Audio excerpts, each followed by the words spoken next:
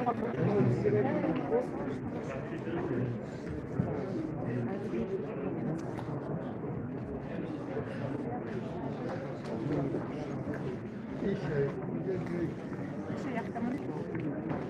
رسید سر بکنید.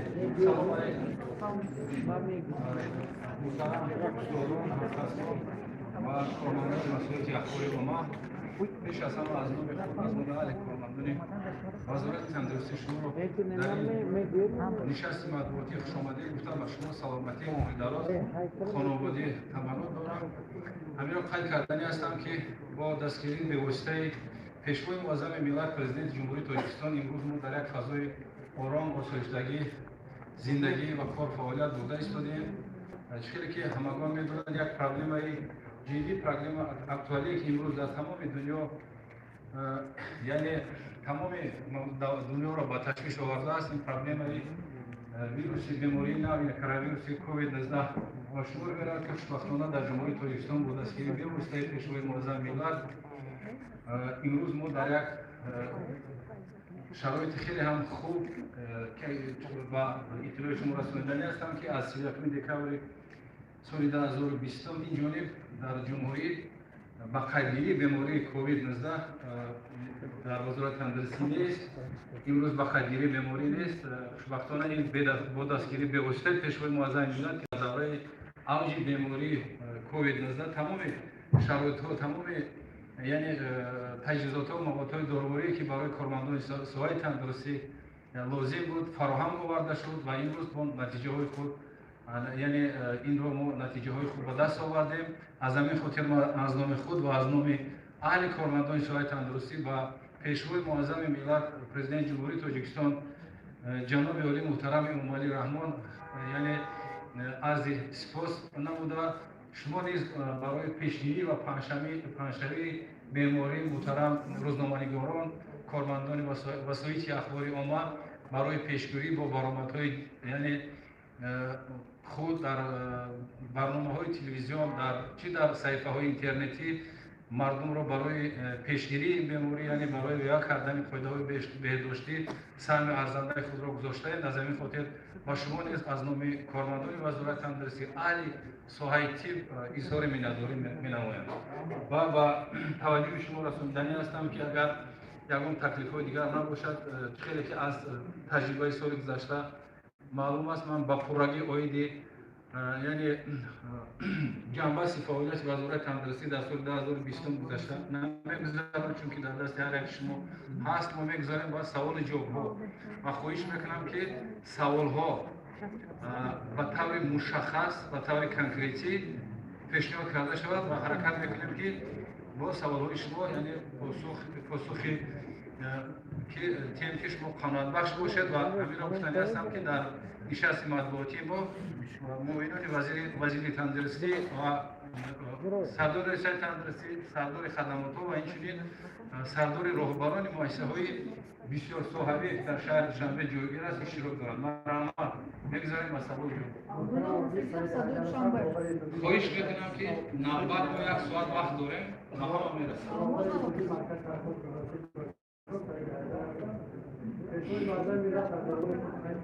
بخشش در برآمد خود حل کردن که 1.6 میلیارد و کیلومتر به ساحه تندرستی اضافه کرده شد. چقدر نفران این فرا گرفته شد چون که در بسیار ازیاد وقتی مرکز درخواست یونیورسیتی ترکستان تحلیل گذاران بسیار مردم حرکت کرده از حساب مبلغ‌های متعددی در حوزه اخباری عمومی که علیه الکترونیک میشه که مردم بسیار شکایت از ما دارند که مردم گرچه تبابت گرفته باشند تبابت رایگان نبود از حساب خودشان بود آیدی نوشته دیگر سوال آیدی تجهیزات دارویی که وارد گشته آنقدر دارویی وارد است که اون چیزی که معلومات داده میشه 13,000 بیمار است و از این همگی 90 مرد است. لیکن اون چیزی که در حوزه اخبار داخلی و بیرون از اون یکی از بخش‌های این گفتن مسئله برآمد کردن یا که در کلیسان این چیز در اوج باشد یا که پنهان میکرده باشد آیدی چی میکنه؟ تشکر زیاد برای سوال. از سوال یکم شروع میکنیم. آیدی مبلغ‌ها در حقیقت با یعنی فرمان پرزیدنت جمهوری تاجیکستان پیشوای معظم ملت جناب ولی محترم امایل رحمان 1 میلیارد 600 میلیون سومانی برای سوال تندرستی یعنی جدا کرده شد و در سال 2020 با روزگی پرزیدنت جمهوری تاجیکستان 800 میلیون سومانی مبلغ جدا گردید که 800 میلیون سومانی یعنی عین زمان 103 میلیون سومانی داروی ذخیره در انبارهای وزارت تندرستی زیاده از 200 میلیون سومانی برای خریداری تجهیزات و اینچنین 15 میلیون سومانی برای یعنی تامین مؤسسه‌های بیمارخانه‌های سیاحتی جمهوری تاجیکستان و اینچنین برای دستگیری اویله‌های کمیزیار مبلغ‌ها جدا گردیده است. عین زمان تجهیزاتی که ما خریداری کردیم قسما به جمهوری وارد گشته قسما آنها در سال 2021 به جمهوری وارد می‌گردند. اویدی تابعات بیماری‌های یعنی کرونا ویروس در دور اوجگیری از 5 می که مای سال 2020 که من همچون وزیر تندرستی میتونم گفته من هر سرطبیبی که در اینجا نشسته است یعنی تصدیق کند تابعات با پررگی رایگان یعنی از طرف حکومت جمهوری تاجیکستان با بیماران یعنی تامین کرده شده است. وقتایی میشد که ما خیلی که همگان بسیار عالی نشست میدونند که در یک روز این عین زمان 3 مرتبه سیتور میگذراندیم هر روز پرسان به از هر یک سرطبیب بیمارخانه پرسان میشتیم پویدی بودن نبودن این یا اون داروری عین زمان 103 میلیون مقدار 103 میلیون سومانی موادهای دارویی که امروز در دولت‌های پیشرفته دنیا برای تابعات بیماران استفاده میبرد در امور وزارت تندرستی ذخیره است. اینچنین دستگاه‌های طبی که برای تشخیص برای تابعات بیماران استفاده برده میشود. سر کرده داروهایی که روی میگم که امروز در دولت روسیه و در دولت ژاپن که خیلی به گفته بعضی متخصصان که داروری به حد داروری یعنی تابعات بلند میتیاد اویگان نیز در انبار وزارت تندرستی ذخیره کرده شده است. Гульнура Насреддинова, русская служба, Садло Душанбе. Уважаемый министр, я тоже присоединяюсь к вашим словам благодарности, и все журналисты также, конечно же, присоединяются к этим словам. И хотела бы, конечно, задать вопрос, сколько летальных исходов зафиксировано врачи за период пандемии. И, конечно, сегодня мы были на пресс-конференции в Турсунзаде. Очень явно было, конечно, видно, что жители просто благодарны. Там похвалили, я, конечно, правда, не помню фамилию врача главного центральной больницы. Передайте, конечно, наши благодарности, который за свой счет лечил. Спасибо. Спасибо за вопрос. Что касается летальных исходов, сотрудников системы здравоохранения, особенно врачей, у нас подтвержденных случаев коронавируса летальных исходов среди врачей составляет 18, а в общем количество 26. А 18 случаев подтверждена лабораторно, подтвержденный коронавирусом. Уважаемый господин министр, в связи самого РИА Новости, я хочу от имени своих коллег поблагодарить Минздрав за подачу оперативной информации по поводу коронавируса, потому что сайт ваш обновлялся каждый день. Сейчас, подождите минуту, я хотел ответить на следующий вопрос, уважаемый представитель Фараджа. شما بخشش زیاد مسئله بخیر نگرفتن بیماری‌های کرونا عین حال همه شاهدی می‌تید که در اینجا نمایندگان بیمارخانه نشستند امروز در یک بیمارخانه بیماری کووید نیست از آن جمله در یعنی تابعات خانگی نیست واسه عین زمان تمام متخصصان سوای تندرستی از اونجا در مرکزهای سلامتی فعالیت آنها هم گردش خانگی اوید دریافت بیماری اوید نظارت شهروندانی که از دیگر شهر نویها و جمهوری وارد می‌گردند نظارت آنها که در بین آنها یکم کسل نباشد زیادشوی بیماری در جمهوری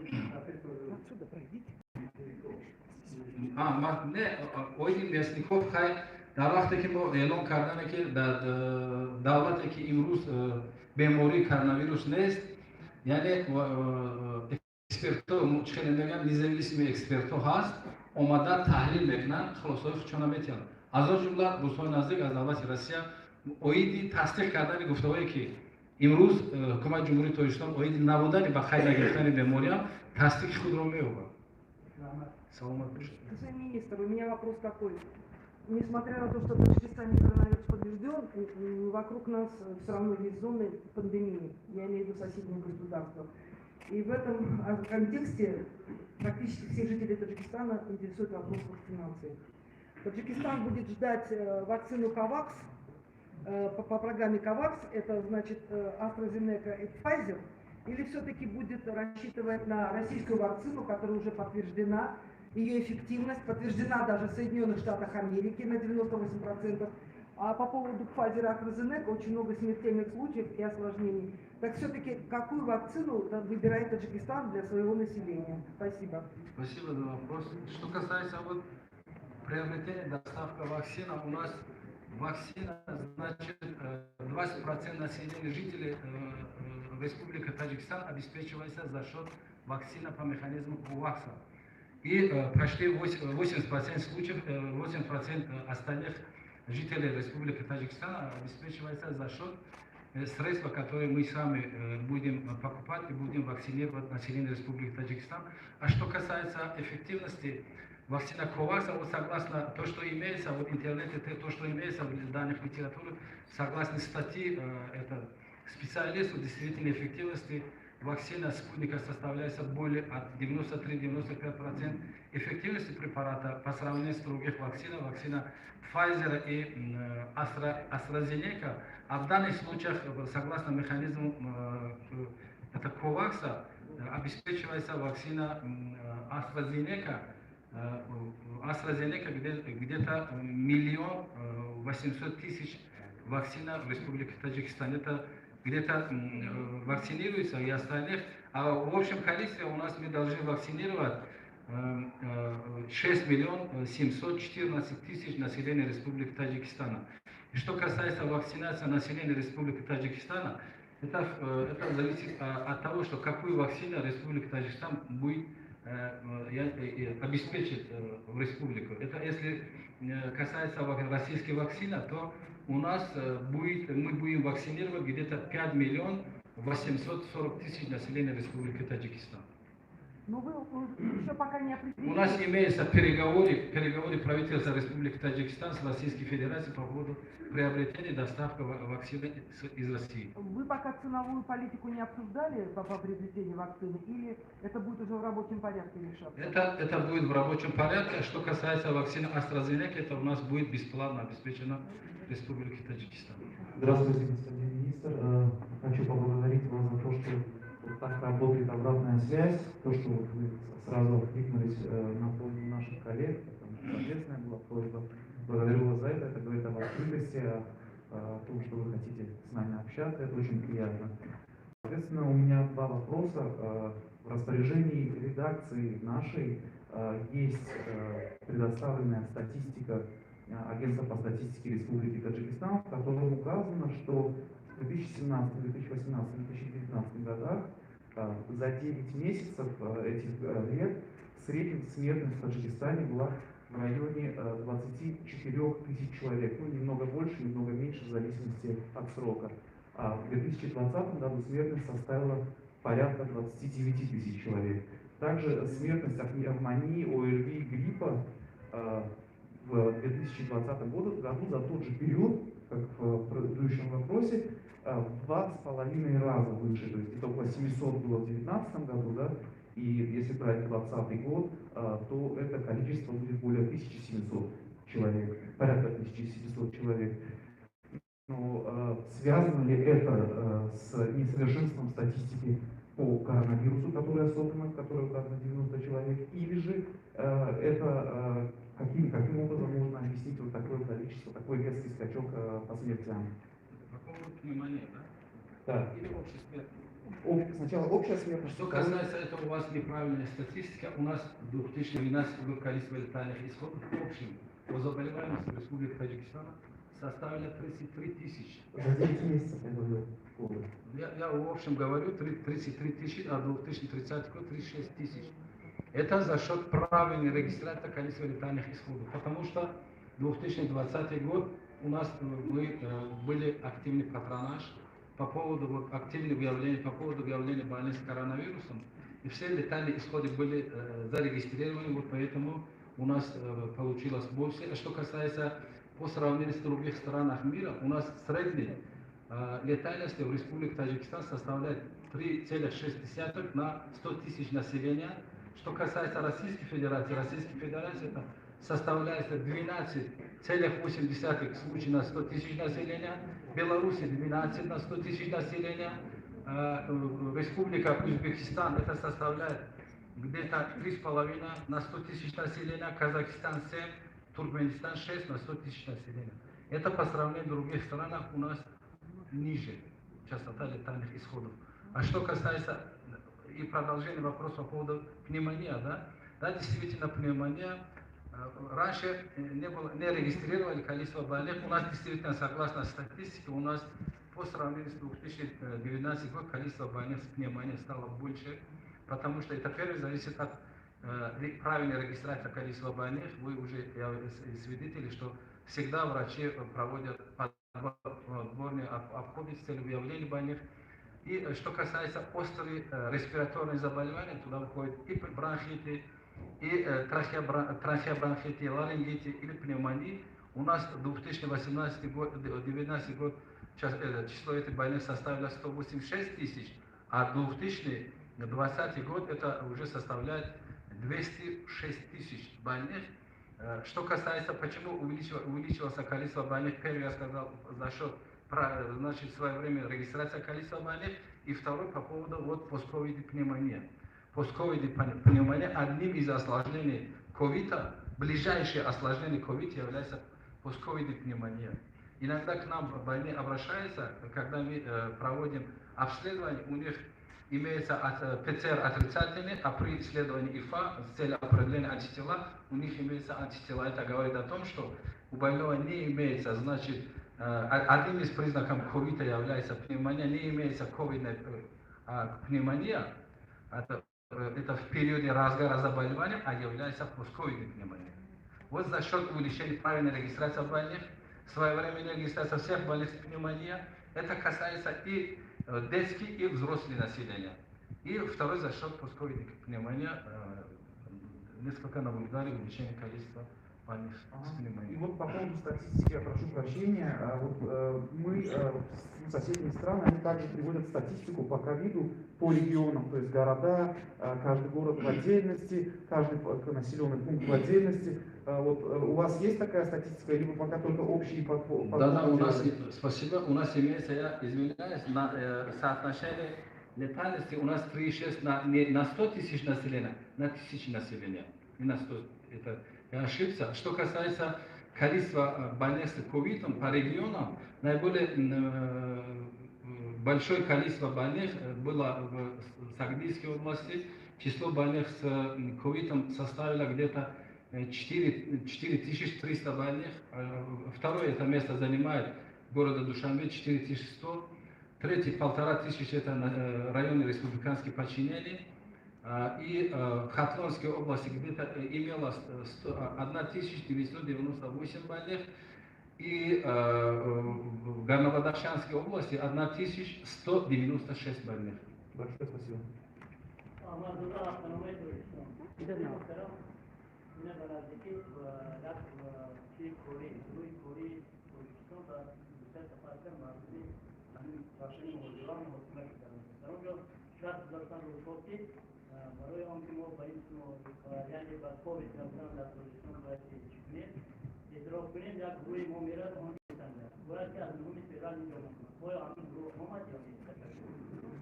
Rahmat baroy savol. Дар ҳақиқат яке аз масъалаҳое ки намояндагони ҳукумати ҷумҳурии Тоҷикистон дар Федератсияи Россия сафар доштанд оиди шудани роҳҳои ҳавоӣ буд. Масъалаи набудани имрӯз дар ҷумҳурии Тоҷикистон бемории ковид, намояндаи Роспотребнадзор ва ҷумҳурии Тоҷикистон омада оиди яъне санҷиши ташхисгоҳҳо, оиди беморхонаҳо мешавад. Мо гуфтушунид доштем. Онҳо гуфтанд ки агар фармон супориш аз тарафи ҳукумати Россия ба Роспотребнадзор шавад, рӯи корӣ омада, ҳатман мебинанд ва дар оянда ин масъалаам ҳалли худашон меёбад.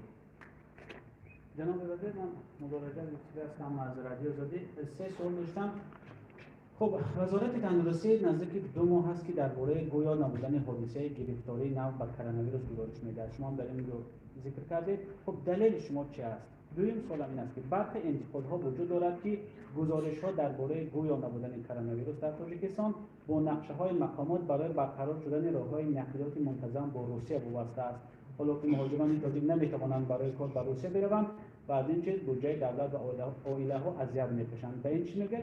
و آخران درباره این نوعی نوی کرونا ویروس در جهان حالا از نوعی کرونا ویروس بریتانیایی و یا آفریقای جنوبی همچون نوعهای خطرناکی کرونا ویروس خبر میدن نسبت به نوع ابتداییش.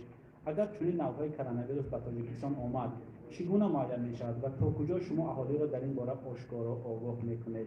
محمد برای سوال باید نبودن این مدت 2 ماه و از 31 دکمبر سال 2020 اینجوری با قلبی بیماری نیست در جمهوری تاجیکستان. 2 ماه 2 هفته مدت 2 هفته است که با قلبی نیست. چی را تصدیق میکنه؟ در اساس چی؟ در اساس دکمبر. درست بخشش زیاد. ما فکر کردم که در مورد بخشش مسئله چی تصدیق این رو میدهد؟ تصدیق این رو میدهد ما در اساس تشخیص‌های لابراتوری امروز شهروندان جمهوری تاجیکستان مراجعه میکنند به تشخیص‌ها و سپردن معاین کردن در وقت پیدا شدن یگام حرارت هراس دارند برای معاین کردن که آیا ما کرونا ویروس نباشم میسپارند در اساس منفی بودن تحلیل‌های لابراتوری. پیش در دوره اوج بیماری در یک اتاقی که کابینت رنگین در یک روز 100 به 100 نفر تشخیص‌های کیتی و MRT می‌گذاشتند که از بسیاری همین تشخیص‌ها تصدیق آن می‌یافت که نشانه‌های بیماری کووید بود، هم در وقت گذراندن کیتی هم در وقت گذراندن تشخیص‌های رنگینی نشانه‌های کووید بود که در اساس همین تشخیص می‌کردند. امروزها تمام مراجعاتی که در اتاق‌های رنگین در کابینت‌های کیتی می‌شود یگام حالت تصدیق‌یابی بیماری نیست. این یک طرف، این دو طرف. سیوم شهروندانی که امروز از جمهوری یعنی به دیگر دولت‌ها سفر میکنند در وقت سپردن تست ها یکم پیام‌ها مثبت نمی‌براید. چهارم گواهی نبودن کووید این است که امروز در یکم بیمارخانه پیش هر روزه مراجعت میکردند. مراجعت شهروندان اگر در یک روز 300-400 نفر مراجعت میکردند یعنی بیماری تصدیقش می‌یافت. مقدار معین تصدیقش می‌یافت.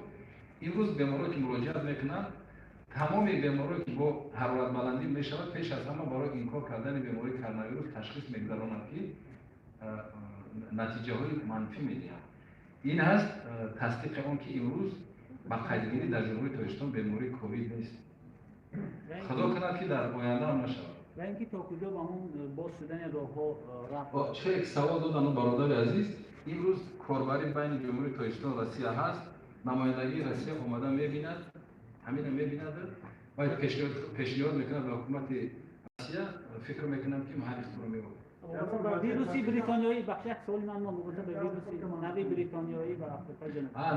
این زمان وقتی که بقیه‌گیری بیماری نیست، وقتی که بقیه‌گیری بیماری کرونا ویروس در جمهوری تاجیکستان باشد، امروز متخصصان متصدیان وزارت تندرستی با تشکیلات عمومی جهانی تندرستی اویدی دسترس کردن دستور سکویناتور برای تیپی رو کردن معاین کردن نمود یعنی شکل بریتانیایی همکاری کردن حتما دسترسی میکنیم کاربری میکنیم. این زمان نیست. همین گفتنی هستم که اویدی یعنی تشخیص کردن یک خصوصیت دارد که سکوینی رو میکنیم و دستگاه است سکویناتور. دویم همین است که توابط همین یگان فرقیتی ندارد. سوم همین گفتنی هستم که بعض تحلیل‌های متخصصان سوال است که همین واکسنی که ما امروز برای کووید استفاده میبریم اگر هم شکل بریتانیایی خط گرفتار هم بیماری شود یعنی چقدر افکتیو نیست همون واکسنی که ما استفاده میبریم را پاس نمیکنند. حمایه یعنی ارگانیسم انسان هم واکسنی که ما میکنیم همین ویروس حمایه میکنند. مسئله پیشگیری باشد چه خیلی پیشگیری که در دوره کرونا ویروس بود همون پیشگیری ها میشه. خصوصیت اساسی این بیماری شکل بریتانیایی یعنی تست پهن میشود اویدی زهرالود شوی بدن یکی حالتهای فوتی همین امروز در جهان یکون تدقیقات این زندگی نیست. شدگی نیست. جناب وزیر بخشید چگونه تاجیکستان توانست که برای این بیماری پیروز شود؟ اینقدر کشورهای مثلا پیشرفته دنیا با اینقدر تجهیزاتشون نتونستند و ما پیش از همه برای نوعی شدن تحصیل می‌دادید ما که بعد استودا فهموندن سیستم ما از سیستم اوریجو رد فرق میکنه اونو کانتاکت خود بیماری کانتاکت که پر میکنن ما از ایرپورت سر می‌کنیم که مثلا شامل کسان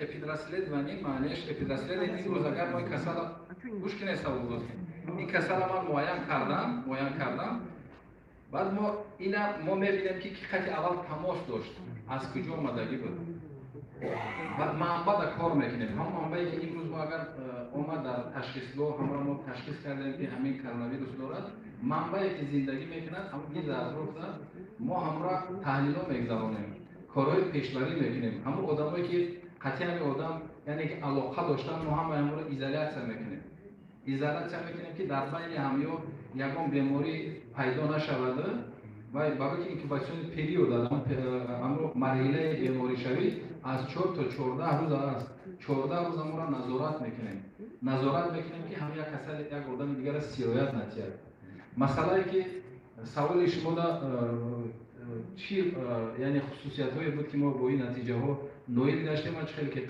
کرده گذاشتم پیش از همه یعنی نقش اساسی اوید همین حکومت جمهوری به واسطه رهبر دولت برای توجه رهبر دولت اوید پیش از همه پیشگیری تشخیص توبت کسل در دوره که بیماری را ما با خط گرفتگی دیدیم در جمهوری تاجیکستان 2 لابراتوار فعالیت میکرد ما امکانیت همه را از تشخیص گذراندن نداشتیم خوشبختانه امروز در جمهوری تاجیکستان 18 تا دستگاه PCR است 12 لابراتوار فعالیت میکند که امروز امکانیتی در ولایت مختار کوهستان بدخشان یکم لابراتوری نبود و یا یک خصوصیت میگم که و یا تحلیلات یک هفته را همون آدمی که کسل بود چند نفر دیگر را سیرایت میداد خوشبختانه ما زیاد کردیم مقدار لابراتوار را تشخیصگاه را زیاد کردیم دیگه این اصولی که ما پیش بردیم پیش از همه اعلام نکردن کرانتین بود یکی از خصوصیت‌های یعنی اعلام کردن کرانتین وقتی دولت‌های ابرخورده دولت‌های پیشرفته را ببینید کرانتین میکنند بعد وقت معین مردم آزاد میکنند همون بیمارایی که در خانه بودن دیگر نفرایی که بیمار نبودند با زیچی اهالی میشید اوج بیماری زیاد میشید سیرایت زیادتر میشید اما یک جای کار کردیم ما سری وقت دریافت کردیم دیگر مسئله بود که ما هر روزه گردش‌های خانگی بود با پررنگی گردش خانگی بود نظارت گردش‌های خانگی بود که بسیار ما یک کسل دریافت میکردیم رفته کسل در خانه ایزولیاسیون میکردیم که در یک اویله اگر شرایط میداشت شما شاهد هم هستین که در دوره‌ای که با قیدگیری بیماری بود تمام بیمارخانه‌ها را نشانه اگر حرارت بلندی میشد ما بستری میکردیم ما کسل‌ها را از روی کریتریا تقسیم کردیم میانه سبوک میانه وزنین کسایی که در حالت میانه وزنین میشدن ما بستری میکردیم همین اصول خطی متوجه که بیمارخانه را اول آزاد کردیم همین گردش‌هایی که ما شبانه روزی میکردیم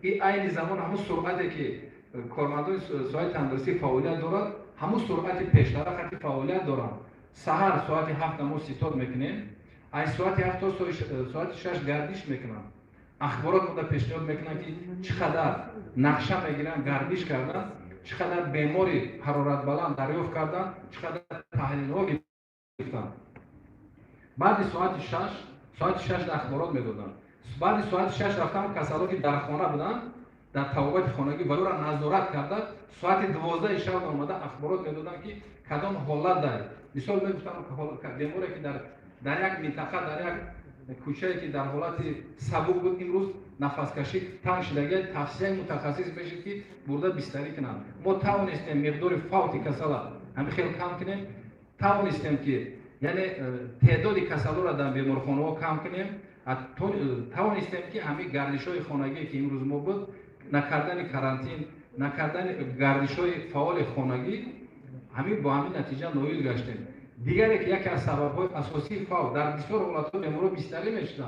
ممکن واقعا بیستری میشن بیماری یکم رسپیراتور نمو میگیم تو یکم ویروس اینفکسیا ختم میشن. ترس عروض یکی از سبب‌های فوت بیماران در تعلق افتیدن یعنی شهروندان بود. انا نقش اساسی پیشروی معظم ملت برای همین از بین اهالی بردن سفرهای خدمتی که داشتن. همه شما شاهد هستین که شهر نوحه‌ها سفر میکردن، در خواجگی‌ها سفر میکردن، مردم را باید چی دعوت میکردن؟ جمع‌آوری حاصل برای که دوره حاصل بود. همین خیلی مردم هم حس کردن که این یکم چیزی وزنی نیست. باید ما با تعلقا نافتیم. یکی از سبب‌های فوت بیمار بیشتر میرفتن بیماری بود، یکم بیماری دیگه میرفتن، فشار بلندی میرفتن، بیماری میرفتن. از همین خیلی که وقتی یکی از سبب‌های پیدایش هر گونه بیماری ترس است. از اون جمله بیماری‌های دل، بیماری‌های رگ‌های خونگر، یعنی ترس است. بیماری دیابت باشد یکی از سبب‌های فوت هم همین میشود که قند بلند میشود یا پاس شده آورده به حالت فوت میرسوند. این من فکر میکنم که همین است. در رابطه هم یک سوال دارم، ممکن است یک دقیقه در رابطه ممکن است مشرف خانم همین تجربه ما تاجیکستان و یگان دولت‌های همسایه توجه کردن یا نه؟ یا که دولت‌های ابرقدرت خصوصا روسیه با چشم باید نگاه میکنه. شبه نگاه میکنه. امروز هم مدت یک دو سه ماه در دولت روسیه و یا بیماری که شکل سبک بیماری را در خانه از مبین گروپ کردگان. فرقیت یعنی اصول تاکتیکای تابعاتی که امروز در روسیه جاری کردن این ماهای اخیر ما کسالا را فرقیت در همون است که مبین گروپ دارن وقتی کسالا در خانه ایزولیاسیا میکنن همون هم نشانش هست. همون آدمی که شرایط دارد در خانه یک چند خانه دارد که میتواند یک آدم در یک خانه الهیده ماند. اگر خانه نباشه شکل سبک بیشتری میکنند. و گروه مبینی دارد که در وقت اگر حالت کسل وزنی شدن و یا زنگ میزنند یا رفته خدمت میرسونند. در جمهوری ما باشد همین اصول کردن در وقت اخیر.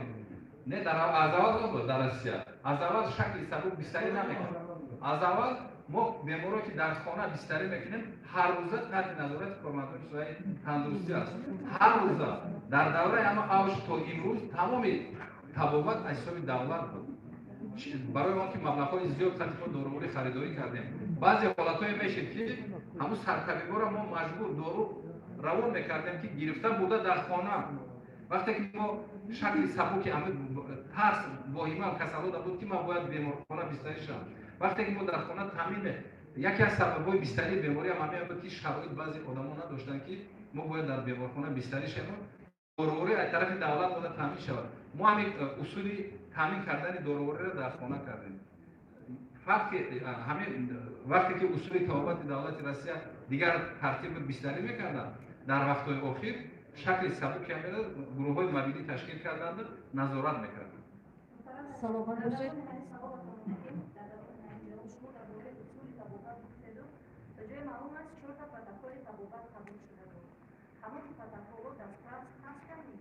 البته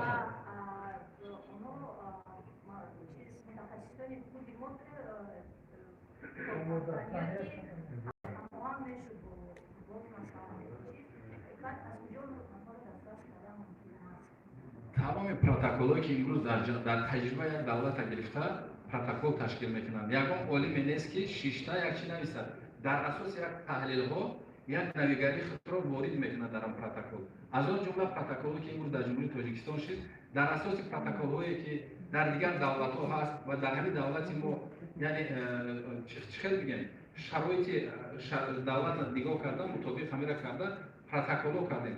بعضی حالت‌های میشه که در بعضی حالت‌های همون نامگوی داروخانه‌ای که در جمهوری میشود در همون نامگوی تابعاتی که ما برای بیماری کووید استفاده میبریم همراه کرده میشود و این پروتکل‌ها از طرف متخصصان جمهوری تاجیکستان با هماهنگسازی تشکیلات جهانی تندرستی یعنی با چوب رسیده 4 پروتکلی که با چوب رسیده از 5000 بود با تمام شهر نوحه‌ها دسترس کرده شد و این چنین از طرف خدمات ها رفته پایین تابعات بیمارا که از روی پروتکل کار کردن اونها سنجشان نیست می‌گذرانند.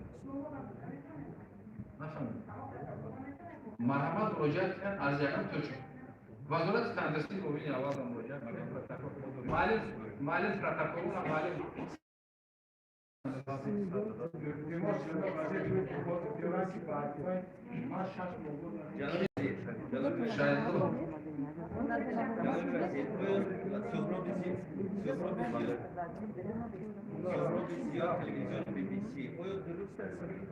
یکی از بخاطر اینکه در مورد واکسین هم شما خدمت می‌خواستم بدانم که اولین بسته این واکسین ها کی وارد تاجیکستان شود و واکسین زنی مردم کی شروع می شود. سوال دوم هم در مورد بیماری های سرطان است. آماری رسمی میگوید که در تاجیکستان تعداد چنین بیماران در حال افزایش است. اگر چنین است چرا در تاجیکستان که 30 سال از استقلالیت سپری می شود تا حال ما دستگاه پت‌اسکن نداریم و بیماران نیازمندان به خارج تاجیکستان میروند و سبب‌های افزایش بیماری سرطان به نظر شما در چی می‌بینید؟ تشکر. احمد بایدی سوال بایدی واکسین اگر زده امروز یعنی معلومات از طرف تشکیلات جهانی تندرستی و وزارت تندرستی وارد گردید بایدی دسترسی واکسین AstraZeneca 732,000 یعنی در مرحله اول ماه فوریه و آخر ماه مارس دسترس کرده می شود. بایدی واکسیناسیای اولی جمهوری تاجیکستان یعنی دویم سوال بایدی سرطان امروز در جمهوری تاجیکستان تعداد بیماری‌های سرطانی که در قید دیسپانسری است 17,200 خطا نکنم 55 17,245 بیماری‌های سرطان در قید دیسپانسری است. پرابلم بیماری‌های سرطانی نه بلکه در جمهوری تاجیکستان پرابلم اکتوالی دنیا این پرابلم زیادشوی بیماری‌های سرطانی است. سرطان برای چی؟ این یکی از سبب‌های این می شود دراز عمری. خوشبختانه اگر جمهوری تاجیکستان ما امروز در جمهوری تاجیکستان دراز عمری در بین زنها 76 در بین مردها 73. یعنی تمام بیماری هایی که امروز در انسانیت هست این بیماری های یعنی پردرک می‌مانند پیش از سرطانی به حساب می روند. بعد هست که وقتی که دراز عمری شود زیاد باشد در جهان دراز عمری زیاد باشد علاقمندی انسانیت بدن انسان و محلول‌های کانسرگینی زیادتر می شود. یکی از سبب‌های زیادشوی بیماری سرطانی نه بلکه در جمهوری ما از آن جمله در تمام روی دنیا پرابلم اساسی بیماری سرطان یعنی پرابلم سری وقت تشخیص کردن بیماری سرطانی است. اگر ما سری وقت تشخیص کنیم نتیجه های خوب می‌دهد تا بابت بیماری سرطان. پت‌اسکن این یک دستگاهی هست که امروز ما در حقیقت درباره همین مسئله یعنی گفتگوی هم صحبت شده بودیم. پت‌اسکن برای نداریم که همون ریاکتیوی که دسترس می شود امروز در جمهوری ازبکستان پت‌اسکن است که از جمهوری دسترس کردن همون محلولی که برای استفاده میبریم او را دسترس کرده و تیز استفاده بردن است. وقتی که ما دستگاه قیمت از دسترس میکنیم او محلول را آوردن همون هم طرف پرابلم هم می شود نه که در همین مسئله دسترس کردن دستگاه پت‌اسکن هم ما نقشه هست در آینده. سوال من جواب ندادید که آیا درست است که یکی از سبب‌های نبودن ویروس کرونا در تاجیکستان ایمونیته جمعی حاصل کردن مردم تاجیکستان؟ اما رحمت برای سوال در حقیقت امروز در جمهوری تاجیکستان در قید یعنی بیماری‌های کووید 13308 نفر تشکیل میکنند. لیکن امروز خیلی سوال شما میآید اگر ما با یعنی با مقایسه میگیم سراغی اگر بگیریم 9 میلیون 410,000 اهالی جمهوری تاجیکستان این یک از دنده یک 0.02% تشکیل میکنه. لیکن خیلی گفتن ایمونیته کلکتیوی میگیم. همین را فراموش کردن در کار نیست که یکی از نمودهای بیماری کووید این به نشانه‌های کلینیکی است. در یکم روی دنیا برای معاین کردن واکسیناسیون میگیم فراگیری تست‌کننده اهالی قدرت پیدا نمیکنه در اون دولت پیشرفته هم و خاطر چی که امروز اگر ما واکسیناسیون 7 میلیون اهالی را واکسیناسیون میکنیم امروز ما نمیگیم که بعد یک هفته قفای ما چی بشود و خاطر همین به نشانه‌های کلینیکی گذاشتن همین یکی از سبب‌های پیدایش هم میشود که ما همین کسانی که زنندگی هستیم یکی ما نمیدونیم به یکم نشانه در وقتی که ما تحلیل میسپاریم ما آنتیتلا داریم آنتیتلا جی داریم این نشانه همه که با همون بیمار گذراندگی هستیم به نشانه کلینیکی محترم وزیر مسئولیت بخش بهداشت هستم از رادیولوژیست اداره از مینادوری تمام فرمانده اجاره رو میرسونم که در دوره پاندمی اشتراک گذاری حالتهای روحی مردم خیلی وزیر بود با دستگیری متخصصین شما متخصصین مرکز باید ما توانستیم که یک حالت روحی روانی مردم را تاثیر خود را رسانیم تشکر برای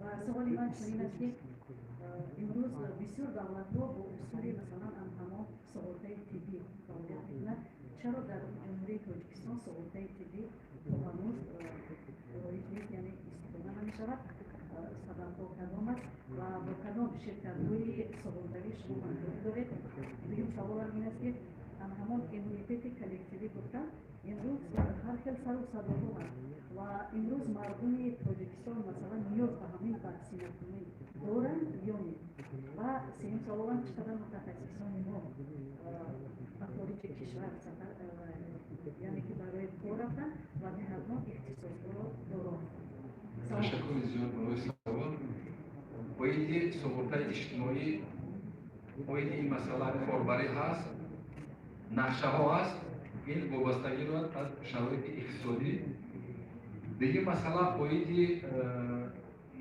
واکسیناسیا گپ زدین شما حاضر هم خیلی گفتگو هست اینم انیق نیست در دیگر دولت ها بعضی هرخیله فکرها هست وقتی که کسل نو باشد دیسکوسیا بین علما خیلی زیاد است مسئله گذراندن واکسیناسیا همین بعضی فکرها عقیده ها هست که وقتی که اگر شخص بیماری را گذراند واکسیناسیا لازم نیست علاقه به ایمونیته دارد بعضی گفته‌های علما هست که وقتی که شخص اگر بیماری را گذراند انتیتلا دارد یعنی اینیکسیون واکسن همچون ریواکسیناسیا استفاده می شود اگر از روی نقشه گردنه واکسیناسیا کردن دو طرف چی می شود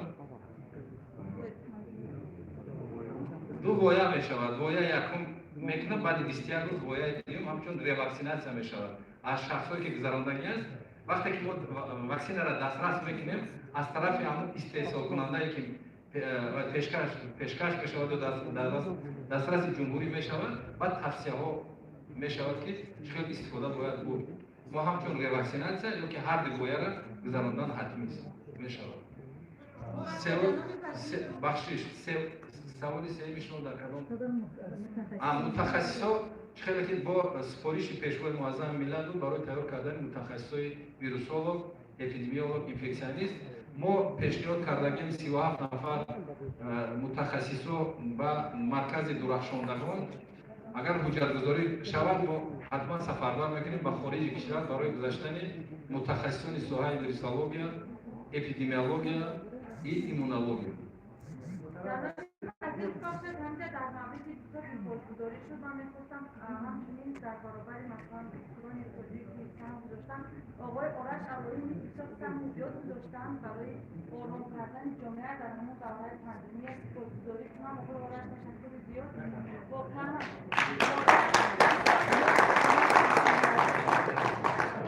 و همچنین دکتران خارجی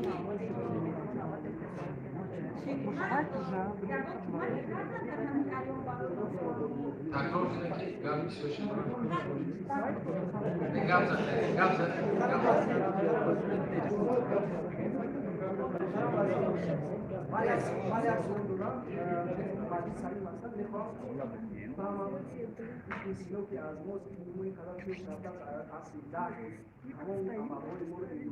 یا کلیان دوی استفاده می‌کنند. همین اندیشه ها خیلی زیاد در تویسون دارون استفاده کردن با کلی کویدز داشت. اون تجربه هایی که علمان تویسون دارن از اکادمی علوم بعضی معلومات رو استفاده کردن. همینو بسیار دعوی یعنی اندیشه خیلی زیاد بود و این همین گپ مون چی شد برای استفاده دارو کردن و چی شد معلوماتی که ما استفاده کردن برای انتیکوید و اگر ما این خبر رسوایی که ما داریم این خبر رو در این بخش ساوت‌ها دارن و یعنی نتیجه داد همین این سوال من همین که شهر دوشنبه مرکزی اساسی مرکزی است که در اینجا رفت اومد خیلی زیاد است، رفت اومد خیلی زیاد است و اکثرا بیماری‌ها در همین شهر دوشنبه پیگیری میشوند و تشخیص می‌دهند. امروز در شهر دوشنبه واریدات چگونه است و مردمی که از خارجه طریق هوایی یا که راه داخلی شهر دوشنبه میشود اونها چگونه تشخیص میشوند و نتیجه همین فعالیت چگونه است؟ سوال باید استفاده موادهایی که در جمهوری تاجیکستان استفاده می شود این زمان خوشبختانه در جمهوری تاجیکستان 41 مؤسسه‌های دارو تیارکنی فعالیت دارد 270 نامگوی موادهای داروواری و همون موادهای داروواری که ما برای تبابت بیماری کرونا ویروس استفاده می بردیم از اتریمیسین در جمهوری تاجیکستان استحصال می شود لوافلوکساسین در جمهوری تاجیکستان استفاده می شود از آن جمله همون داروواری که برای بلند کردن مسئولیت یادن تیماتین تیماگا در جمهوری استفاده می شود که عین زمان این تحقیقات های علمی است کارهای علمی هم اوید استفاده برای همین داروواری ها هم حمایت شده است مثلا بخشش من سوال فراموش کردید سوال چی بود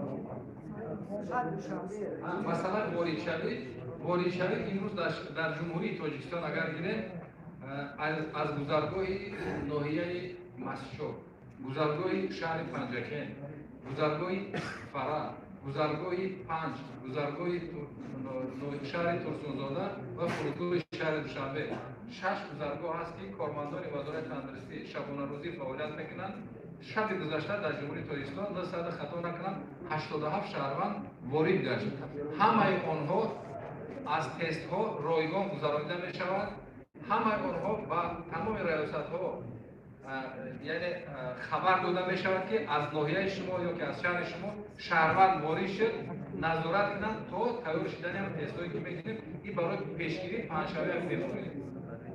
Здравствуйте, уважаемый министр. Меня зовут Егор Разин, представляю Азия Плюс. Скажите, пожалуйста, какова нехватка врачей и по каким специальностям наблюдается? И мой второй вопрос. В прошлом году врачам, которые работали с больными COVID-19, обещали доплату. Скажите, пожалуйста, сколько средств было выделено с этой целью? Спасибо. Что касается нехватки специалистов, у нас нехватка специалистов в общем количестве не хватает 4027 врачей и 2234 средний персонал.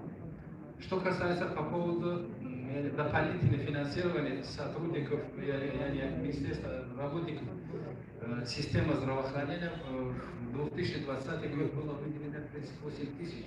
Это 32 миллиона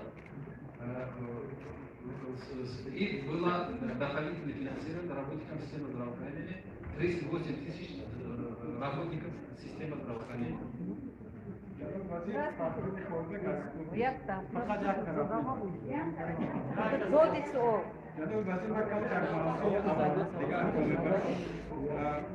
اول در مورد علمی یک مورد شد یک دختر تجاوز دختره که با درمانی کسی خواهد شد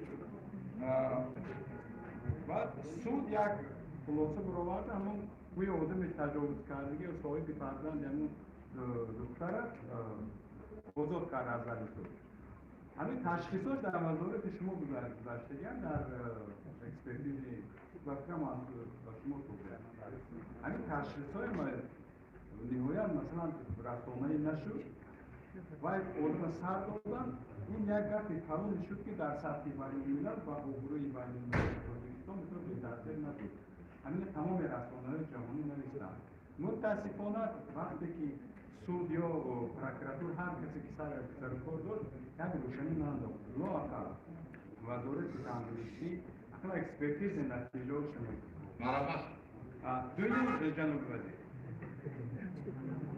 گفتم که تو یک خرید 1 درصدی اهالی از اون مریض شده گذشت اینه چقدر تفسیر کردم ممکن از وقتی که رسما 0.1 درصد میگذارم در باره کدام ایمونیته جمعی بشه ما سوالم کسی جواب دادم سوال برادر جواب دادم شما گوش نکردید من گوش دادم نزدیک میمونید کم کرد چیزی از میبرم بیایم ما بخوام شرح کنیم شما گفتید همین مجسم من خود гуфтам ки 13308 нафар бемории ковид буд ки дар бораи иммунитети коллективӣ мегӯем. яке аз намудҳои бемории коронавирус намуди бенишонаҳои клиникӣ буд.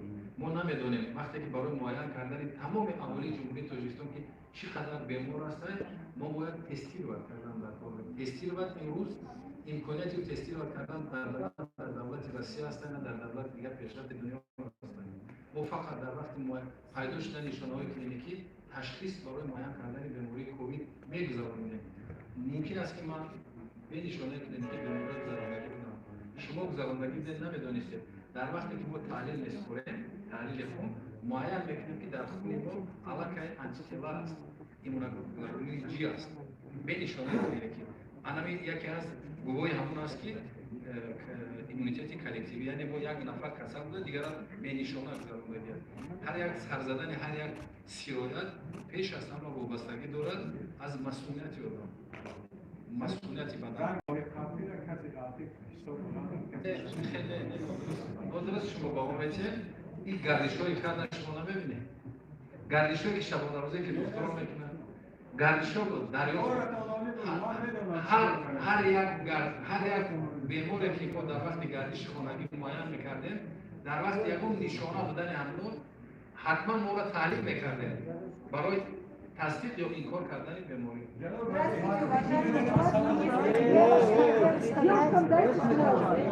Пожалуйста, мы вообще давно микрофон стоит из зала. Я бы хотела огромную благодарность выразить нашим таджикским врачам, потому что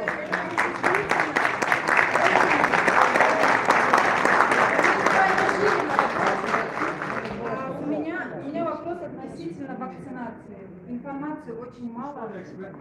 Вакцина AstraZeneca, информация на сайте правительства Великобритании есть о ней. И они заявляют о том, что она эффективна на 70%, кто-то заявляет 60%. Уточните, пожалуйста, какая все-таки эффективность этой вакцины. И если вторая половина этого года будет уже эта вакцина у нас, начнется вакцинация 20% населения, как вы сказали, назовите, кто будет вакцинирован, и остальные 80%, когда должны будут вакцинироваться. Рассматриваются ли другие вакцины, кроме Спутник В российской, может китайская или еще кто-то? Выделяется ли бюджетом страны какие-то средства на выкуп вакцин, ну кроме AstraZeneca, которые по программе поступят? И сколько стоят эти вакцины? И по поводу хранения AstraZeneca, есть ли у нас условия? Я знаю, что она хранится при плюсовой температуре. Минус 70 это другая вакцина. Ну, в общем, уточните, господин министр, спасибо. Такой вопрос возникает. Лидия отказалась от AstraZeneca и Pfizer. Вот у вас вы не называете точно, что вы предпочитаете, AstraZeneca, Pfizer, китайскую вакцину или Sputnik, или еще там уже третья вакцина российская. Назовите конкретно, чего вы предпочитаете, вот именно Таджикистан. Когда начнется регистрация этих вакцин, если вы все будете? Что касается регистрации вакцин, это не от нас зависит, это зависит от экспертов. Всемирная организация здравоохранения, какая вакцина, сейчас подожди, какая вакцина будет регистрироваться в ВОЗе, и эта вакцина будет обеспечена, те государства, которые должны обеспечить по механизму КОВАКСа. Что касается эффективности этой вакцины, имеются разные мнения. Ну вот, например, вакцина Covax, да? Китайский, согласно вот исследованию бразильских исследователей, эффективности составляет 78% эффективности, а исследователи Индонезии составляют 65%. Это зависит от оценки исследователей и других государств. А именно AstraZeneca, какая у него эффективность? И кто будет прививаться в первую очередь? 64-65% эффективности вакцины. А что касается дополнительной вакцинации населения Республики Таджикистан, у нас имеется уже в плане по поводу обеспечения вакцины остальных населения Республики Таджикистан. В этом году? В 2021 году. А условия хранения? Условия хранения у нас имеется. И достаточно во всех регионах даже у нас имеется холодильник по хранению вакцин. Не получится так, что именно вот эта вакцинация станет как бы, ну, Таджикистан станет полигоном для испытания этих вакцин? Нет. Наоборот, вот я же говорю, вакцина Covovac, китайская вакцина, третья фаза вакцинации, исследование проведено в Турции, Индонезии, Бразилии и Бангладеш. Вот согласно оценке этих государств, на 65 до 78% эффективности. Пожалуйста, уточните, кто будет вакцинироваться. У нас применяется с целью вакцинации населения республики. Кто будет вакцинироваться? Сайдестон, خوش میکنم سوال.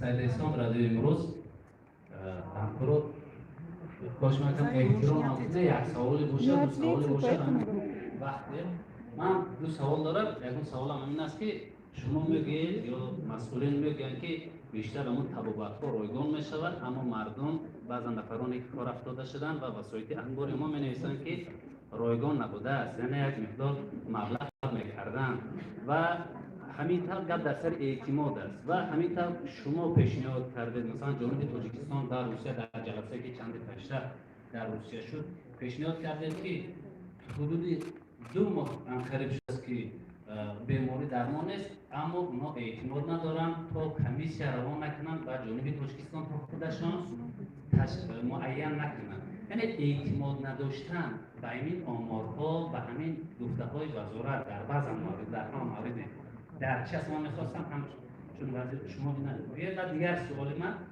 شما کارا از دوره شروع کرده خیلی وزنی بود و با شفافیت شروع کرده و خیلی باوری هم بود و در همین زمینه میخوام که یک سوال باشد که طبق مقررات و در دستگاه باید مردم همون مسئولین از 5 سال زیاد کار نکنن ولی بعد گفته بعض هم از شریکان از 5 سال زیاد هم بوده است برای که کار میکنن سبب در چی است؟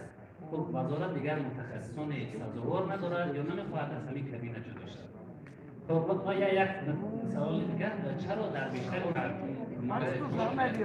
یک سوال که من جواب گردانم با دیم سوال یکم سوال باید اعتماد نه توبت رایگان در هر یک کلکتیوی که امروز ما فعالیت میکنیم از اون جمله در کلکتیوی که شما فعالیت میکنید در اون سیستم تندرستی است معارف است دیگر سیستم است هر یک آدم یک خیمه است من همینجا گپ میزنم من هر روزه در اون ستودایی که تمام رهبریت مؤسسه است از اون جمله در برنامه‌های تلویزیونی هم میگه که رایگان فرا مانده شده است توبت بیماران او طبیبی که او شهرمنده که او شخصیتی که برای این و اون بیماری یگان نمودی دارو در وجدان هر یکی همون است امروز جمهوری تاجیکستان دولت تاجیکستان آماده است که تمام دارویی را برای توبت همین کسالان رایگان پیشنهاد کند مسئله دیم اوید باوری داشتن این و نداشتن این و اون دولت من شما را یکم چیز مجبور کردن نمیتونم مثال من یک فکر دارم شما فکر من در راضی نیستید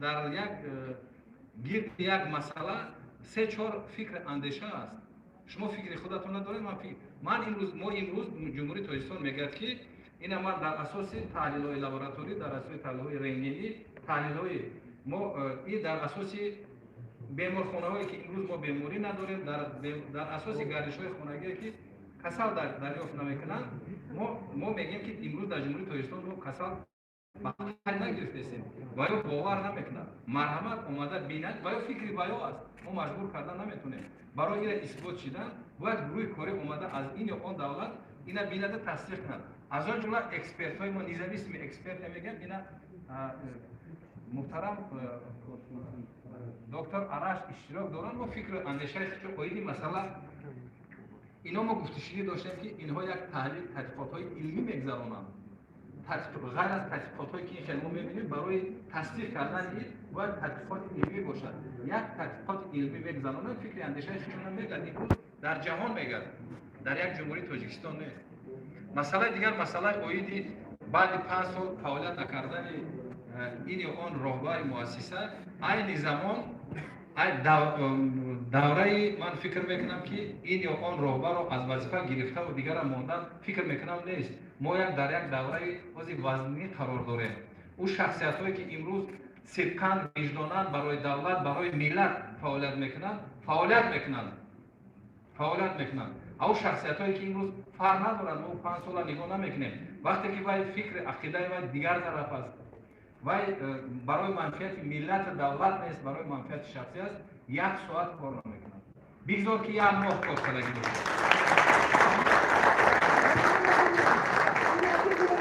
Кто входит в 20% группу, которая будет привита бесплатно AstraZeneca? Какая группа населения? Первый будет врачи, второй это будет лица пожилого старшего возраста с властно-сопутствующими заболеваниями, третий преподаватели, дальше вот так идет у нас. То есть здесь Первый, здесь. в зависимости от какой вакцины доставляется в республике. Допустим, вакцина, российская вакцина, 18 лет и выше вакцинируется. Что касается AstraZeneca, 12 лет и выше. Вот поэтому у нас имеется определенный список, кого мы будем вакцинировать. Если AstraZeneca вакцина, значит у нас будет 6 миллионов и 714 тысяч населения. А что касается вакцина, российская вакцина, 5 миллионов 840 тысяч населения республики.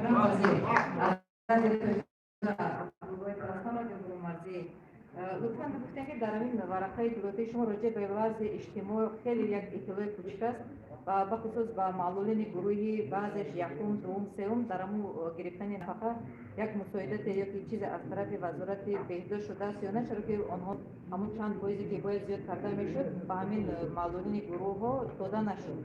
یعنی سهم وزارت هست در دادن یکم ورقه و دیگر عالمان چی بیتوجی مسئله نه کمک پولی نه. پس کردیم وجود معلولین هستن که باید نفقهشون 15% زیاد میشد. لیکن گویا که با توصیه‌ای که از جانب شما گروه‌های معلولین را معین میکنن، گویا که برای گروه‌های دوم زیاد شدن پول لازم نیست، گروه پا دارن میتونن کار کنن. بعضی گروه‌های یکم حتی و سوم یعنی همینون نمیگیرن زیاد شوی نفقه در همونا در اومدن. میگه که وزارت تندرستی با پیشنهاد همون شده باشد. بعضی ها میگن اشخاصی که مراجعه کردن. این سوال یکم. و دومش علمان طب توجیه در همین دوره کرونا ویروس طوری که میدونیم اکادمی پزشکی از بین رفت و کدام سبب شد که فعالیت کم علمانی رشته بود. در همین دوره اپیدمی یگون کار انجام دادن علمی که علمای توش کم سهم داشته باشن، چرا که دیگر علمای دنیا نظرهای مختلف از یک چیز کشف میکنن، سر چیزا کار میکنن. بعد اینجا درباره اومده است ساختمان‌های طبی شهر و ناحیه‌ها 392 ولایت سود است که معاون شما سفر کرده بود، گفتن که بعضی همه ساختمان‌ها یعنی ساخته نشدن و آماری نادرست داده شده است. حق داره. تشکر زیاد برای سوال. باید معیوبان خیلی خرد کردن. از من گفت میزنم اگر با پررنگ متخصص هست نماینده خدمات در اینجا حضور دارن، با فرمان پرزیدنت جمهوری تاجیکستان از سپتامبر خطا نکنم 76,000 معیوبان از کودکی همین خیلی شود 80% بودن 50% زیاد میگردد. از آن جمله گروه یکم که این زمان در جمهوری تاجیکستان زیاده از 16,000 معیوبان گروه یکم. مسئله 20 در نظر دارم. از سپتامبر 20 زیاد شده. مرا زیاد کنید. سپتامبر سال 2020 وقتی که معاش تا 20% بالان برداشته شد فقط معیوبان گروهی دوم بود و وقتی که از طرف اگنتی سقوط اجتماعی مکتوب به وزارت و شخصا به خدمات وارد شد درباره معین کردن معیوبان گروه دیگه که حالت وزنیدن با کمک شخص دیگه احتیاج دارند. طبقی دستورالعملی که کوتاه جواب طبق دستورالعملی که ما از روی دستورالعمل فعالیت میکنیم در اونجا گروه یک این دویمی با کمک شخص دیگه نیاز دارند و گروه دوم در یک هفته نه کمتر از 2-3 مرتبه با کمک شخص دیگه احتیاج. من میگم از همین لحاظ ما معیوبان گروه دو را جدا نکردیم که اینش وزن است اینش سبب ما آبش کرده خلاصه نوشته دادگی. تشکر زیاد. باید سوال سوم شما درباره وقتی که ما تحلیل گذراندیم یکی از سبب‌های فوت میگفتیم یکی از سبب‌های بیماری وزنی گذشتن در بین بیماری‌های کووید ما تحلیل گذراندیم با متخصصان شما که کدام نمود گروه‌های بیماری شخصان بیماری را وزنی میگذرانند. با همین حالت ما یک کنفرانس علمی عملی تشکیل کردیم برای پیشنهاد کردن یعنی مقاله های علمی مثال ما گفتیم که تشخیص و توابط مثال ما مثال همین آوردم در همین مثال ما یک کنفرانس علمی گذراندیم که این هم یک تکان شد برای بهتر گردانیدن صفت خدمت رسانی صفت توابط بیمارانی که بیماری کووید که بیماری همردیفی دارند مثال توابط بیماری کووید یا که بیماری های فوری قفس یا که بطن کووید خطی وقتی که همردیف می شود چقدر باید ما توابط کرد برای پس کردن بهتر کردن صفت خدمت رسانی ما همین علما را جلب کردیم همین کنفرانس و مقاله ها پیشنهاد کردن همون یعنی اصول های توابط پیشنهاد کردن همین هم یک پیشرویش برای یعنی توابط همین کسالای کووید مثال توابط بیماری کووید در حامله‌داران چه باید توابط کرد کدام تاکتیکای توابط رو پیشه کنیم که مقدار فوت کم کنیم نتیجه توابط خوبتر شود توابط کووید در بین بیماری های دیل در بین بیماری هایی که فشار بلندی دارد بیماری قند باید چیکار کرد همون توابطی که امروز در همون پروتکل که در دیگر دولت ها هست ما فکر عقیده های متخصص سوها شد که وقتی که دیابت قند باشد باید چیکار کرد پیشروی بود مسئله تشخیص توابط هم بیماری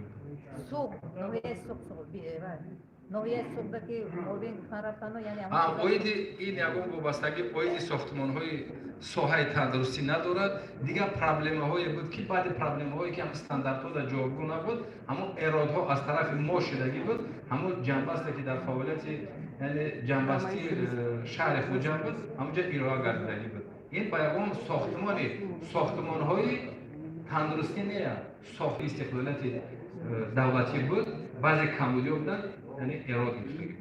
ممکن است پیشنهاد من سوال ندارم من سوال چند؟ من نجیب عزیزی و آقای اساتید بیمارانی که مسئولیت همین ژورنالیستای ما رو می‌بخشید که میگه در تلویزیون فقط یک کووید رو که کسا دیگه ما می‌بخشید هزار کسالو هست در تلویزیون یک کارنامه می‌نویسه بخشید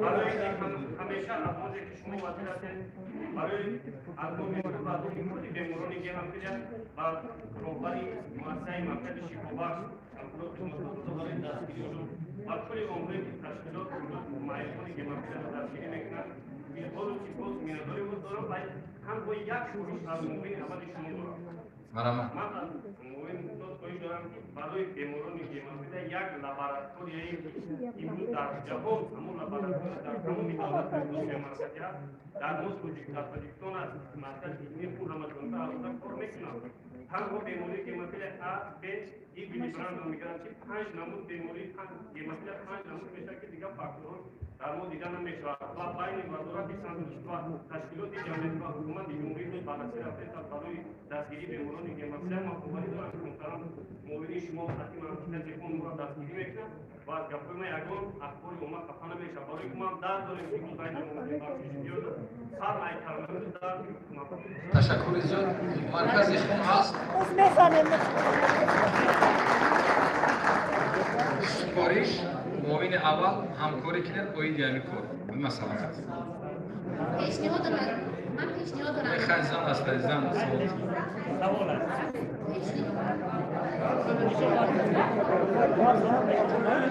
مجیبت توکیزاده از مجله تاجیکستان محترم وزیر من یک پیشنهاد دارم این پیشنهادم رو من در نشست مطلب قبلی هم و صحبت وزیر گفته بودم لیکن هیچ خیلی که کرونا ویروس رو نمیدونم همین کار نشد خلاص پیشنهادم همین که چرا همین گروه های دندان پزشکی رایگان نیست شما واسه گفته میگویید که این دندان پزشکی ما بسیار است لازمه لیکن این ممکن نیست که ما پیش راه کمبغلان رو بگیریم که از آرزوی دکتری دندان شدن بی بهره مانند عموما همون اختصاص هایی که به ما نمیرسن کادرهایی که نمیرسد چرا همین کادرهایی که نمیرسد رایگان نمیکنه جلب نمیکنه داوطلبان رو که همین ما از همین نارسایی کادر خلاص شویم تشکر رحمت برای سوال مسئله رایگان نبودن خدمت رسانی استоматологی امروز در جمهوری ترکیه من اختصاص خوندنش رو میگویم تحصیلش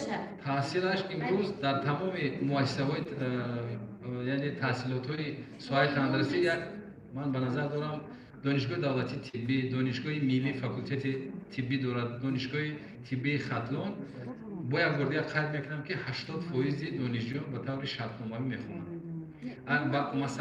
مسئله رایگان تحصیل کردن همین امروز با کوتای پرزیدنتی در سوای تندرستی 1011 تا جای است. من شما را نفهمیدم. نه آخرمون دندان پزشکی رایگان نیست، همه شرطنامه‌ای است طرفتی. میخوایم رایگان باشد برای که هستن آدمایی که میتونن دکتری دندان شده که کم زیاد هستن. بودجوی باشد، بودجوی گروه بودجوی رو در نظر دارم محترم وزیر. ما وقتی که استاد مراجعه میکنیم جواب خب چرا همین بنقشگیری و این چنین قبول دانشجو از طرف مردمات رشد اقتصاد بنقشه گرفته می شود و اینوبت گرفته می شود و همه دانشگاه کشف کرده می شود. برای همین هم چی رایگان است چی از طرف بودجوی هست همه در وزارت رشد اقتصاد این وابستگی دارد، ارقام مبلغ وابستگی ندارد، بودجه هیچ گپ ندارد. خیر یعنی شما بودجوی کرده نمیتوانید بودجوی را وزارت رشد اقتصاد به نقشه میگیرد و وزارت دانشگاه دولتی یعنی در سوایی که شما نیست همین هم کس تواتر بخشش زیاد اما تو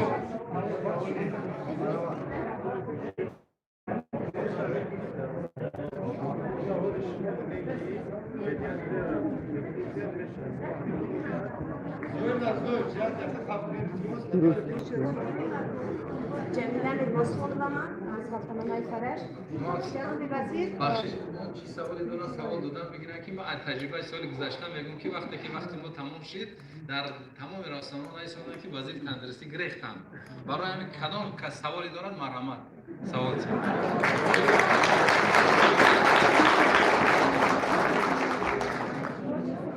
جناب وزیر هنگامی طبابت کرونا ویروس دکتران از آنتیبیوتیک‌های رزرویس شده بودند یعنی آنتیبیوتیک‌هایی که سخت تاثیرند و اندیشه بعضی متخصصان محض همین سبب فوت بسیار شده است. شما چه نظر دارید؟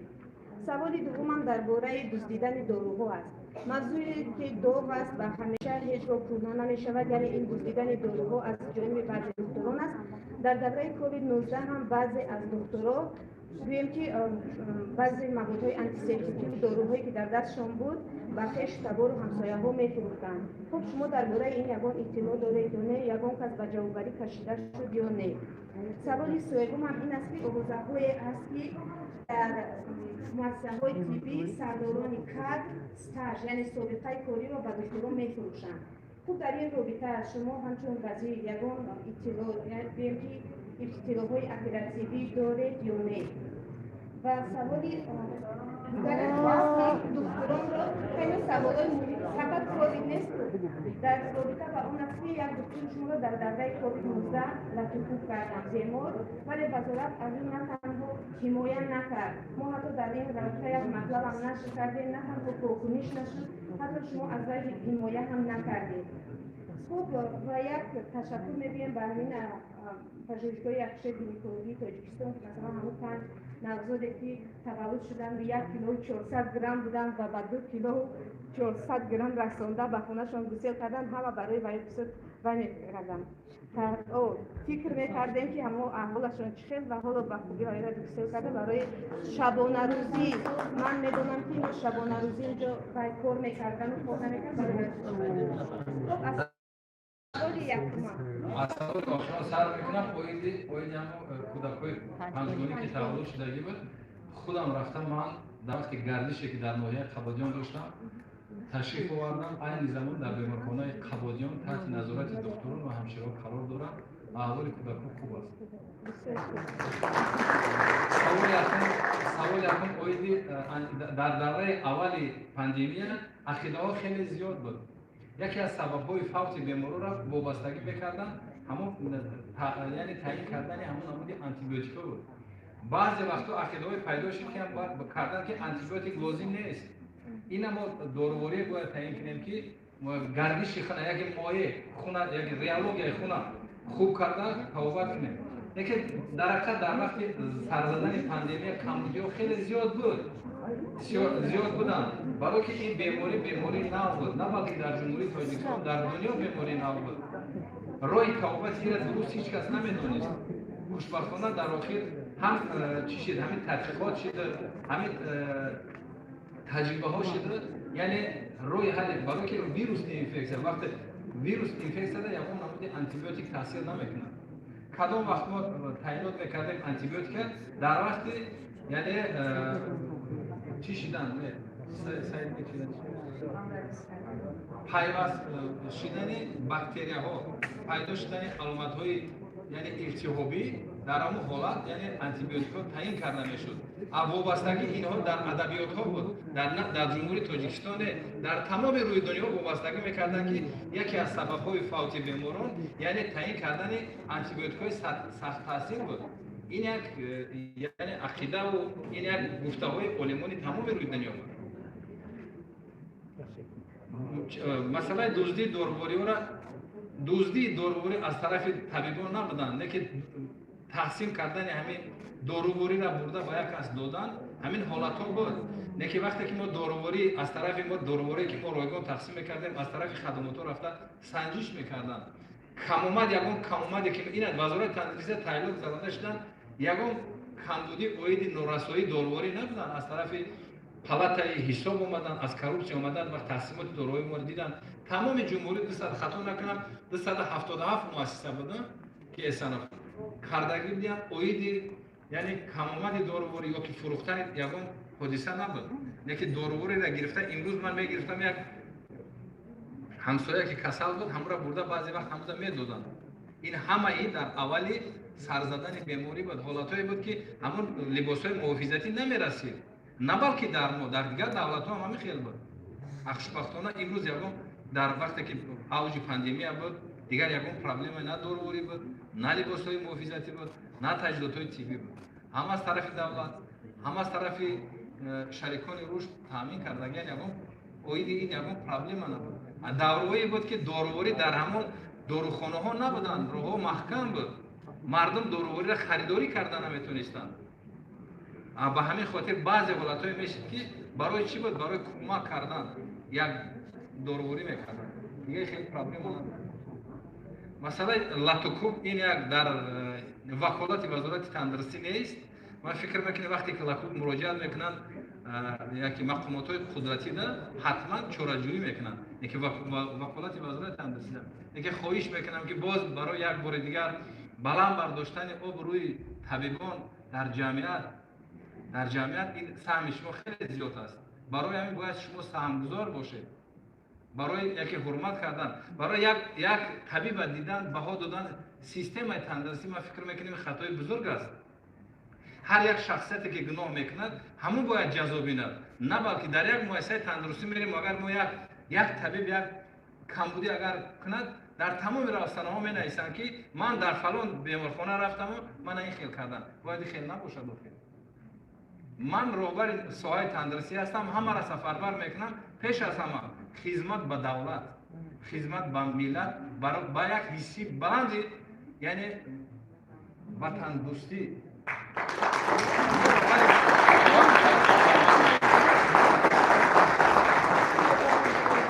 مرحمت کدام سوال این حالت در وزارت تندرستی نبود که در یکم جای خیلی ممکن در یکم سیستم باشد این خیلی نمیشود این نیست. برای که در وزارت تندرستی وقتی که اتستاسیا میگیم که گذشته تا 5 سال یکم کس حقوقی کاتگوری گرفتن ندارد. وقتی که از 5 سال میگذرد او میتواند که حجت‌ها را به وزارت تندرستی پیشنهاد کند برای سپردن کاتگوری. اگر کمی سال نباشد حقوق قبول کردن حجت‌ها در وزارت تندرستی نیست. من برای شما میگم که اگر من خواهش میکنم که ما در مراجعت کرده اگر کنکریتی میشید ما چاره‌جویی میکردیم. حق باشد خواهش میکنم 1 ساعت کار نمیکنم.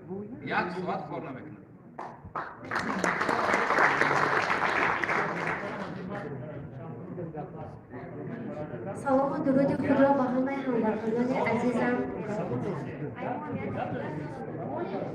واقعا تشکر بین ولایت‌جان برای یک صفت صمیمی و آشکارا که نظر به شأن تبلیغ آمد کنیم امروز و تشکر دیگر به مرکز مردم شما که در این دوره بسیار فعالیت خوب داشتن و تمام خبرهایی که برای ما ضرور بودن ما را آگاه می‌کردن همه آماده بودن. دو سوال داشتم. سوال اول به همین فعالیت خودش ما رفت دارد.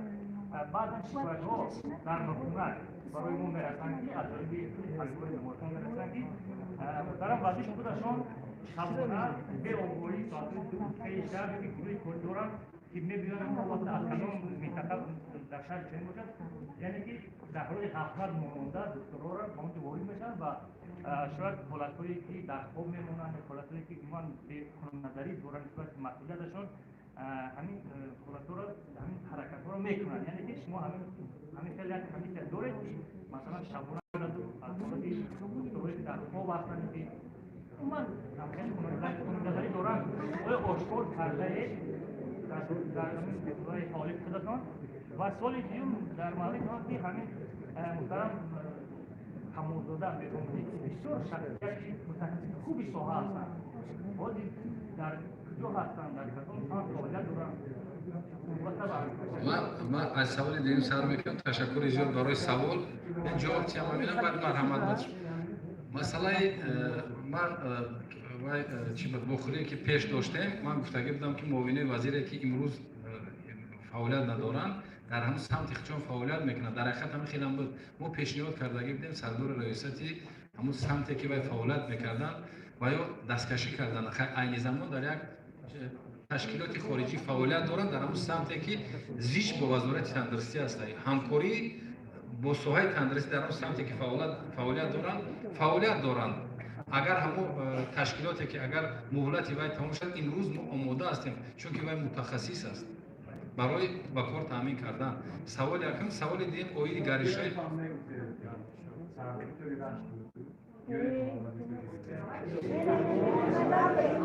نه فعالیت دارد مرکز سلامتی در همچین سرطبیب امروز فعالیت دارند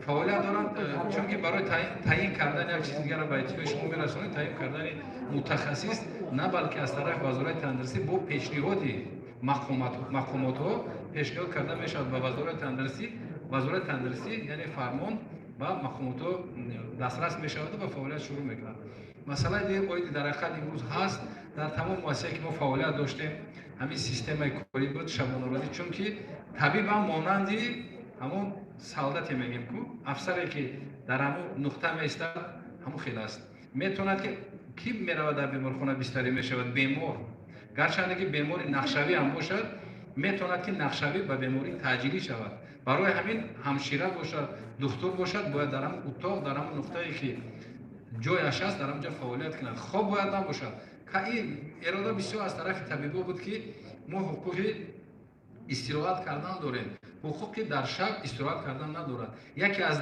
نتیجه های توابت بیماری شبانه روزی فعالیت کردن دکتر در نزد بیمار است این تجربه میگن در حقیقت هست ما شبانه روزی گردش میکنیم گروه های کاری از طرف خدمات های یعنی فعالیت طبی است گروه های کاری از طرف فعالیت سانیتری است شبانه روزی یعنی گردش میکند باید خدمت رسانی عین زمان باشد یعنی باید ترتیب نوی کاری ساعت 12 هر یک راهبر مؤسسه وقتی که سیستم شود بعد باید فعالیت میکند 12 شب راهبر مؤسسه گردش میکند وزارت تندرستی به طور آنلاین اخبارات میدهد که امروز وضعیت در بیمارخانه شبانه آرام است هست گروه کاری هست برای ما را کارمندان کلان یعنی پدر مادر اپا خواهر مایداش برادر ما در اومده در وقت خواب هم میریم این یکم جای شرم نیست چون که ما طبیب هستیم برای ما یک همین آدمی نزدیک است خیلی شرم باید نباشد میریم خواب باشد خیلی در جایش کارهای فامونتی میگذاریم که در یاده خواب نکنه خدمت رسانی اگر هم ظرفیت 100 سم میگیرد 100 سم باید ظرفیت امورا یعنی چیکار نگیرد حلال کرده گیرد به همین خاطر این برای یگان منفعت من نیست، برای منفعت کار است، برای مردم است که خدمت رسانی خوب شود، شکایت مردم کم شود.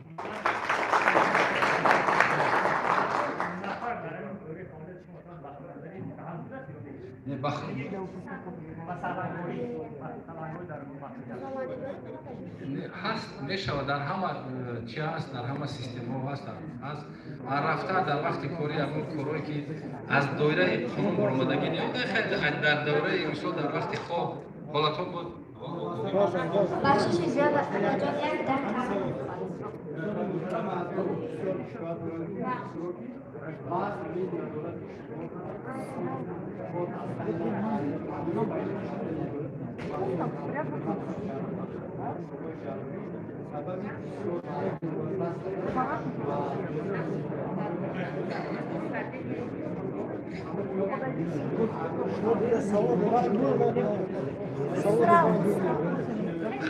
اگر سوال نباشد جنبه کنیم.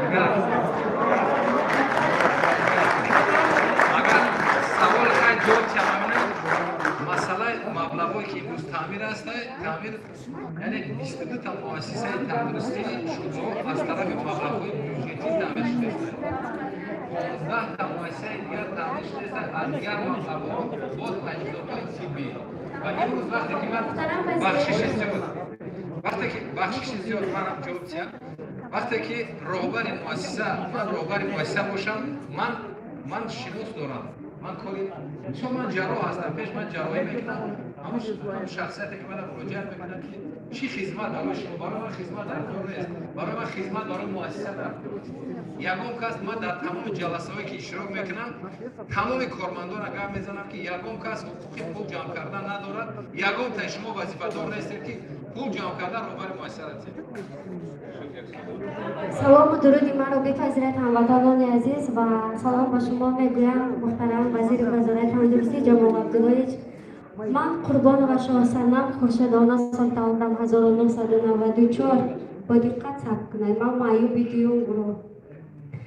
شکرانه استقلالیت، شکرانه صلح و آبادی، شکرانه پیشوای ملت محترم پرزیدنت جمهوری تاجیکستان امامعلی رحمان که به جوانان، به مایان و نیازمندان خیلی دست کمک دراز میکنند. راستی من از بیماری گرده خیلی اذیت میکشیدم، طولی 7-8 سال بود تمام بیمارخانه ها با من همچون خانه شده بودند. با وجود اینقدر درماندی ها باز من امید به زندگی ماندم، خواستم مادر بشوم. البته با کمک وزیر محترم بود جناب عبداللهیچ برای من خیلی زحمت های زیاد کشیدم. برای من چون من پدر ندارم، لیکن من در حالی که باردار بودم خیلی زیاد اذیت کشیدم. من بیماری گرده دارم که یک گرده دارم بدون استنت به من نفس نمیده. طولی 7 مرتبه جراحی شدم، از تاجیکستان بیرون به دیگر مملکت ها سفر کردم و من اجازت حامله‌دار شدن رو نداده بودم. ولی هر وقتی که بیمار می شدم بالای سرم جناب عبداللهیچ بود، دکترای خوب بود. من میناداری خود را اینجا اومدم که بیان کنم. همیشه خلق که ما به یک چیزهای اهمیت میدهند که هیچ در کار نیست. من شاهد هر یک حادثه بودم که در حالتی که کووید 19 بود، وقتی که بیماران، من طول 9 ماه در بیمارخانه ها خواب بودم، بستری بودم. منم همچون روزنامه‌نگار کار فعالیت میکردم، لیکن یک نزدیک خودت به نظر نمی آمد. باور کنید بسیار حالتهای بد بود که من حالتهای خطر را پس سر کرده بودم. محترم پیشوای ملت بودن، محترم وزیر محترم بودن که برای من همچون پدر خدمت کردن. خیلی مینه‌دار هستم و از دخترانی که سهم خود را برای من گذاشتن، برای دخترچه من گذاشتن، مینه‌داری خود را بیان میکنم. میخواهم که در تاجیکستان با مثل جناب عالی، با مثل وزیر وزارت تندرستی مردها خیلی زیاد شوند، چون که خیلی کم هست. اگر خطا هم نکنم، چون که خیلی زیاد میروم جایهایی که با کار میروم، جایهایی که گردن کجی میکنی، باز یک طور صحبت میکنن که از رفتن باور کنید پشیمان میشوید. لیکن با وجود وزیر بودنشان آنقدر صمیمی بودن، آنقدر خوب حرف میزدن که من هیچ نه دردم را تصور میکردم، نه یگان حالت بدی را من حس نمیکردم. اگر دیده باشید در تمام شبکه ها من دیدم. اگر شما روزی باشین یک سخن رو با دکتر ارشتی فکرشون رو گپ زنم، بعد همین جنبه است کنیم. روزی هستی؟ یک سوال داشتم اگر اجازه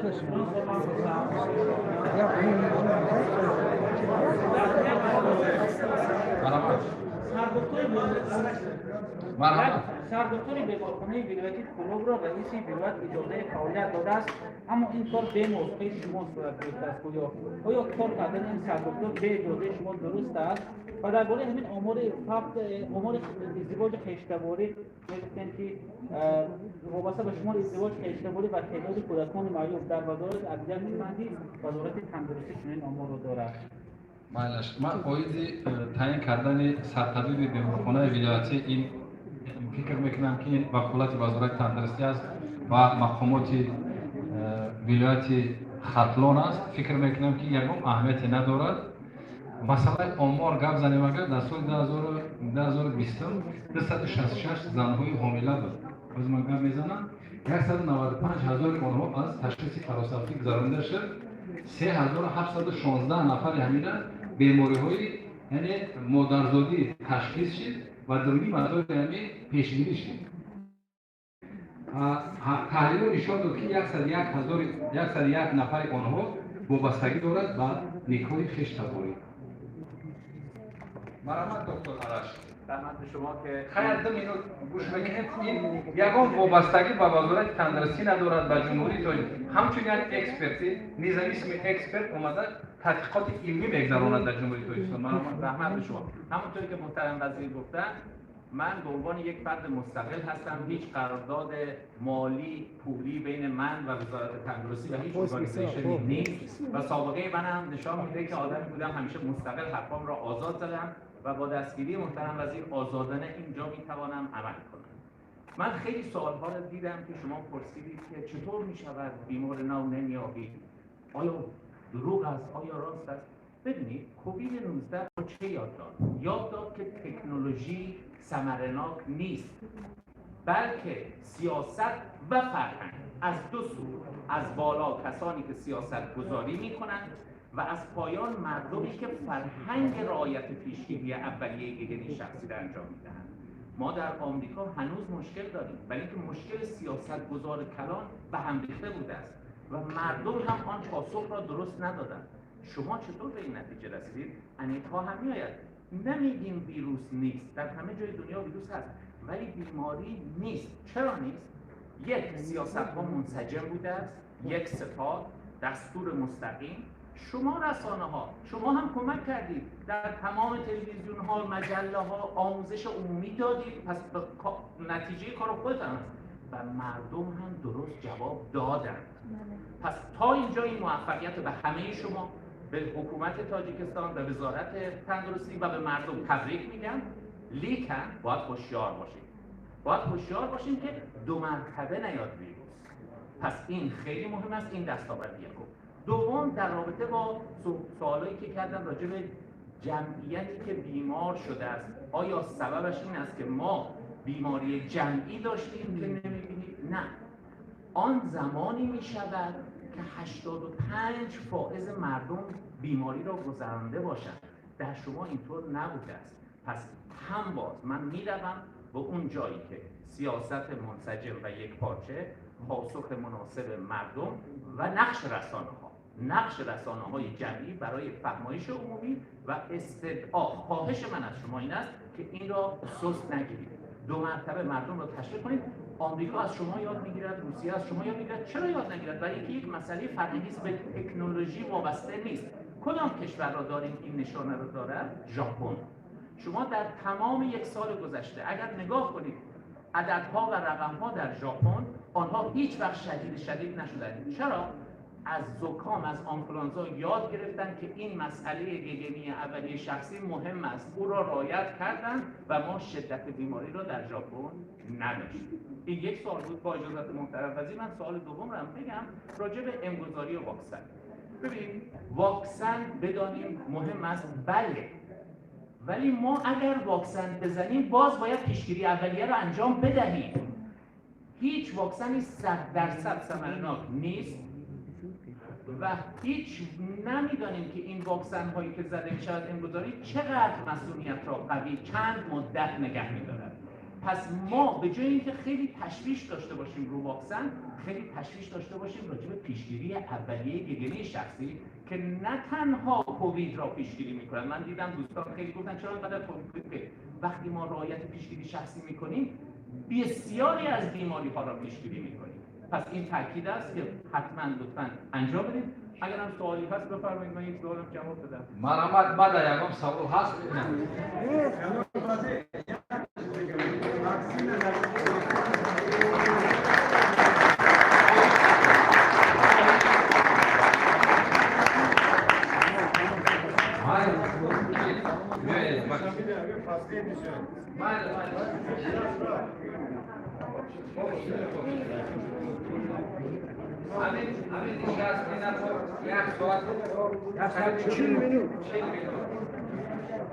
با اجازت شما من روم. من هستم، اگر سوال دارید بفرمایید، بشینید من هستم.